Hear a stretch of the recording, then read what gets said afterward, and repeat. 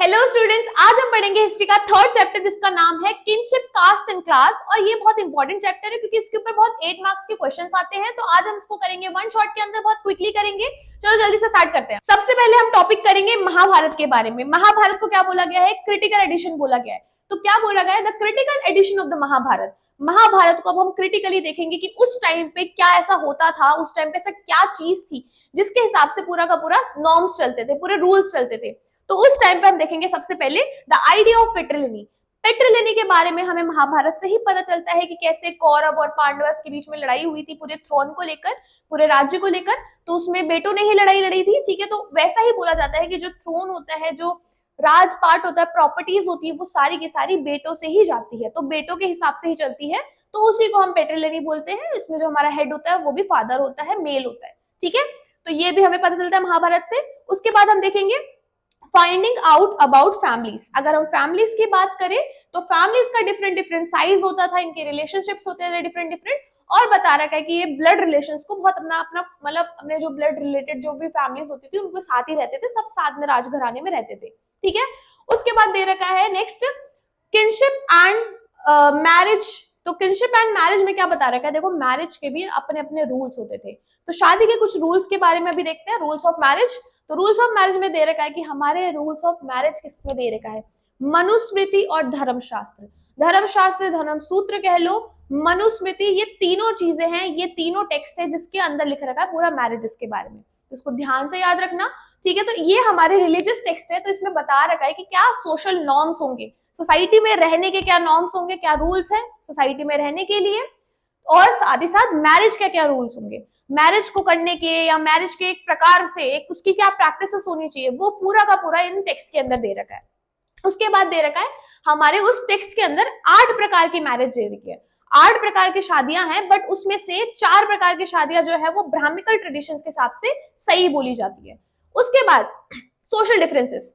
Social differences की बात करूं, क्या वहां पे कास्ट वगैरह का क्या सीन था, तो उसमें देखेंगे अगर, तो द राइट ऑक्यूपेशन, किसका क्या काम होगा ये भी बताया जाता था। तो इसमें देखो क्या बता रखा है, धर्म सूत्र किसके हिसाब से, धर्म सूत्र बताता है कि 4 वर्ण होते हैं और वो 4 वर्णों के क्या क्या काम होंगे। 4 वर्ण अगर हम देखें, तो अगर हम देखें यहां से स्टार्ट करें, शूद्र हो गए, वैश्य हो गए, और इसके बाद आते क्षत्रिय, और इसके बाद आ गए ब्राह्मण। तो ये 4 वर्ण थे और चारों वर्ण को उनके काम भी बताए जाते थे कि उनके क्या काम होगा, उनका क्या राइट ऑक्यूपेशन होगी। ये भी धर्म सूत्र के अंदर पूरा का पूरा डिफाइंड था। तो देखो, तो ये सब इनके काम डिफाइंड थे और हमें बता रखा है कि इनके वर्ण के हिसाब से इनको बाहर जाना मना था, कि मतलब तुम्हें वही काम करना पड़ेगा जो तुम्हारे वर्ण में लिखा हुआ है, ये ऐसा बताया गया है, ठीक है। उसके बाद किंग्स को ये बताया जाता था, मतलब ब्राह्मण जो थे वो किंग्स से बोलते थे कि आप ये इंश्योर करो कि ये राइट ऑक्यूपेशन आपके दरबार में या आपके राज्य में चले, ठीक है। ये सब अपना काम अपने हिसाब से करें।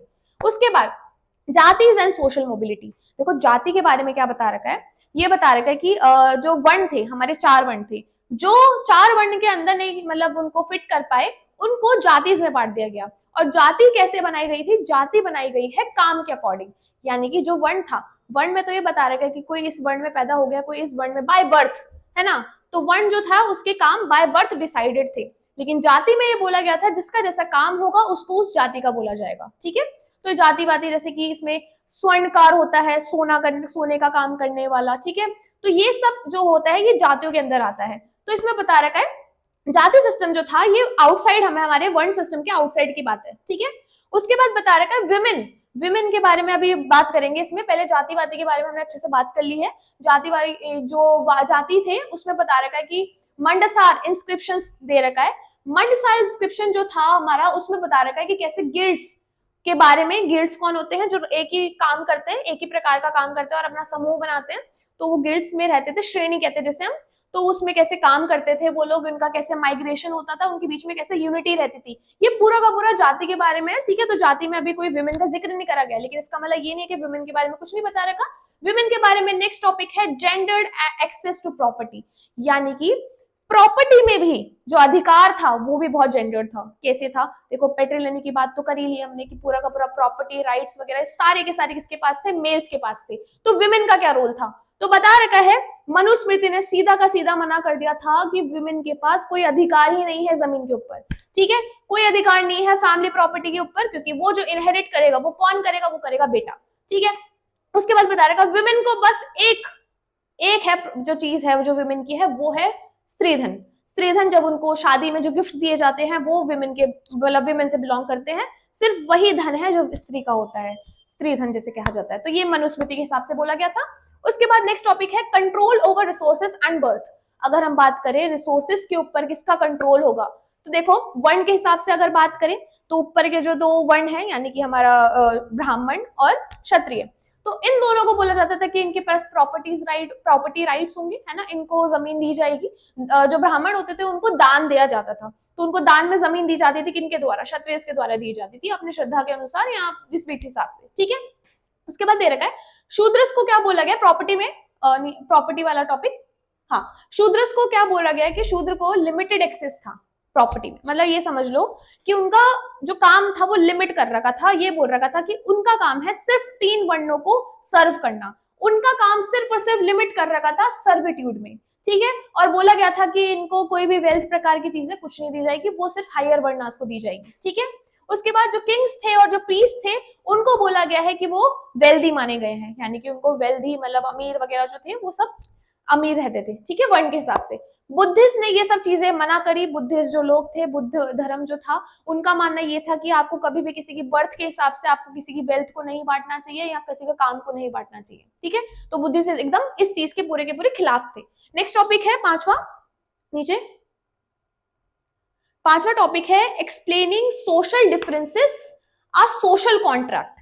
अब हम सोशल डिफरेंसेस के बारे में देखो क्या देखते हैं, धर्म सूत्र एंड धर्म शास्त्र। इसमें बता रखा है आपका कि कैसे रूल्स होंगे, क्या आइडियल ऑक्यूपेशंस होगी, वो का पूरा हमें किसके अंदर बता रखा है, धर्म शास्त्र धर्म सूत्र, इसको भी याद रख लेना, ठीक है। उसके बाद दे रखा है अ डायनेमिक टेक्स्ट।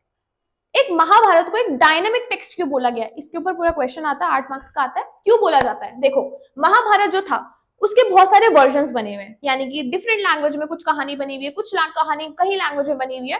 तो हमने क्या करा, एक टास्क लिया, टास्क में क्या करा गया, जहां जहां से जो जो स्टोरीज मिल रही है उन सबको कंपाइल करा। उसको कंपाइल करने में पूरे के पूरे 47 ईयर्स लग गए थे, ठीक है, 47 ईयर्स लग गए थे जिसको कंपाइल करने का इतना बड़ा टास्क लिया गया, क्योंकि देखो हम किसी भी जगह की लोकल आवाज को नहीं दबा सकते, किसी का पर्सपेक्टिव कुछ हो सकता है, किसी ने कहानी कैसे सुनी होगी, क्योंकि देखो सबसे पहले जो कहानियां होती है वो सुनी जाती है, उसके बाद लिखी जाती है, तो सबने कहानी सुनी सुनाई होगी, हम किसी का भी पर्सपेक्टिव को इग्नोर नहीं कर सकते थे। तो महाभारत एक डायनेमिक टेक्स्ट कैसे है, क्योंकि हर जगह से पर्सपेक्टिव को लिया गया और उन पर्सपेक्टिव्स को जोड़कर एक डायनेमिक टेक्स्ट बनाया गया जिसमें सब रिलेट कर सके, सबको रिलेटिविटी दिखे कि हाँ भाई ये जो टेक्स्ट था, ये इसमें जो कहानियां हैं या इसमें जो बात बोली गई है वो हमने भी सुनी है, ठीक है। अगला टॉपिक जो है वो है handling text bye historians. Language and content के बारे में देखते हैं। सबसे पहले देखो जो महाभारत की जो लैंग्वेज है वो बहुत ज्यादा सिंपल है, और ये सिंपल मतलब समझ लो जो वेद में जो लैंग्वेज का इस्तेमाल करा गया उससे सिंपल महाभारत की लैंग्वेज को लिखा गया, क्योंकि अब जो लोकल पीपल है उसको भी पढ़ सके, उनके लिए भी अवेलेबल हो सके, इसलिए, ठीक है। महाभारत तो मतलब ये समझ सकते हैं कि महाभारत को सिर्फ हम ब्राह्मण तक लिमिट नहीं कर सकते थे, आम जनता भी उसको पढ़ सके, समझ सके कि उसके अंदर क्या लिखा हुआ है, ठीक है। फिर इसके बाद बता रखा है टेक्स्ट जो था वो 2 हिस्सों में डिवाइडेड है, नरेटिव पार्ट है और एक है डायडेक्टिव पार्ट। जो नैरेटिव पार्ट है उसमें पूरी की पूरी स्टोरी दे रखी है कि क्या हुआ था महाभारत में, कैसे कैसे पूरी स्टोरी लाइन दे रखी है, और जो डायरेक्टिव वाला पार्ट है उसके अंदर पूरी आपको शिक्षाएं दे रखी है कि पूरी की पूरी की क्या इंस्ट्रक्शंस वगैरह दे रखे हैं, वो दूसरा पार्ट है, तो इसको भी याद रखना। उसके बाद दे रखा है ऑथर्स एंड डेट्स के बारे में। तो ऑथर्स और डेट्स के बारे में क्या बोला गया कि अगर हम बात करें, जो स्टोरी मैंने बताया था कि जो स्टोरी होती है सबसे पहले सुनी जाती है फिर लिखी जाती है, तो वही बात थी जब बैटल ग्राउंड्स होते थे, जब लड़ाई होती थी, तो लड़ाई के टाइम पे क्या होता था, जो आंखों से देखने वाले जो आई विटनेस थे वो कौन थे, वो थे चैरिटियर बार्ड्स। तो वो जो थे सुता बोलते, जिन्हें हम सुत भी बोल सकते हैं, तो ये जो थे ये लोग देखते थे, इन लोगों को पता था कि लड़ाई कैसे लड़ रही जा रही है, क्या हो रहा है, कैसे हो रहा है, तो इन्होंने पूरा गा के सुनाई है पूरी स्टोरी।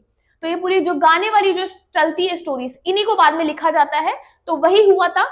चैरिटियर बार्ड्स जो थे इन्होंने क्या करना स्टार्ट करा, ओरिजिनल स्टोरी इन्हीं से स्टार्ट हुई थी, और उसके बाद जो ब्राह्मण्स थे उन्होंने लिखना स्टार्ट करा एपिक को 5th सेंचुरी बीसी से। तो यानी कि महाभारत जो थे वो एपिक है और जो 5th सेंचुरी बीसी से स्टार्ट हुई थी। तो यहीं पे आपका चैप्टर कंप्लीट हो जाता है और वन शॉट के अंदर आपका पूरा का पूरा चैप्टर कंप्लीट हो गया है। इसको रिवीजन के लिए आपके लिए बेस्ट रहेगा, लास्ट टाइम पे भी आप इसको देख सकते हो और आपका पूरा का पूरा चैप्टर का रिवीजन हो जाएगी, ठीक है। उसके बाद